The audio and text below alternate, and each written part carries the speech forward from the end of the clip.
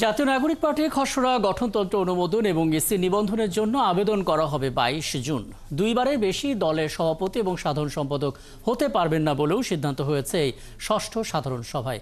শুক্রবার দলটির সদস্য সচিব আক্তার হোসেন জরুরি সংবাদ সম্মেলনে এসব কথা জানান। বাকিটা জানাচ্ছেন রাশেদ আনিস। আগামী 22 জুন দলের নিবন্ধনের জন্য নির্বাচন কমিশনে আবেদনের সিদ্ধান্ত নেওয়া হয়েছে বলে জানালেন জাতীয় নাগরিক পার্টির সদস্য সচিব আক্তার হোসেন। শুক্রবার সন্ধ্যায় বাংলা মোটরে দলের অস্থায়ী কার্যালয়ে ষষ্ঠ সাধারণ সভায় এই কথা জানান তিনি। আজকের সাধারণ সভায় কেন্দ্রীয় কমিটির সদস্যদের সম্মতিক্রমে খসড়া গঠনতন্ত্র অনুমোদনক্রমে চূড়ান্ত করা হয়।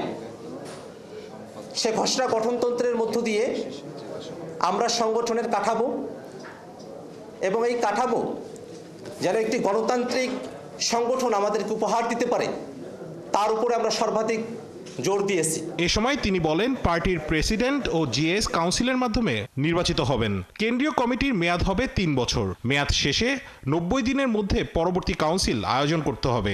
একজন ব্যক্তি সর্বোচ্চ 2 বার সভাপতি ও 2 বার সাধারণ সম্পাদক থাকতে পারবেন। সভাপতি এবং সাধারণ সম্পাদক সারা দেশের কাউন্সিলরদের ভোটে, ন্যাশনাল কাউন্সিলের ভোটে তারা নির্বাচিত হবেন এবং কোনো ব্যক্তি তার জীবদ্দশায় 2 বারের বেশি সাধারণ সম্পাদক বা 2 বারের বেশি সভাপতি থাকতে পারবেন না। দলটির সদস্য সচিব আরও জানায়, 11 জন নির্বাচিত পলিটিক্যাল কাউন্সিল মেম্বার সহ মোট 15 জন মেম্বার থাকবেন পলিটিক্যাল কাউন্সিলে। নির্বাচিত 11 জনের মধ্যে অন্তত 3 জন নারী হতে হবে। 11 সদস্যের নির্বাচিত রাজনৈতিক পরিষদে ন্যূনতম 3 জন নারী সদস্য অন্তর্ভুক্ত থাকবেন, এই মর্মে আমরা সিদ্ধান্ত গ্রহণ করেছি।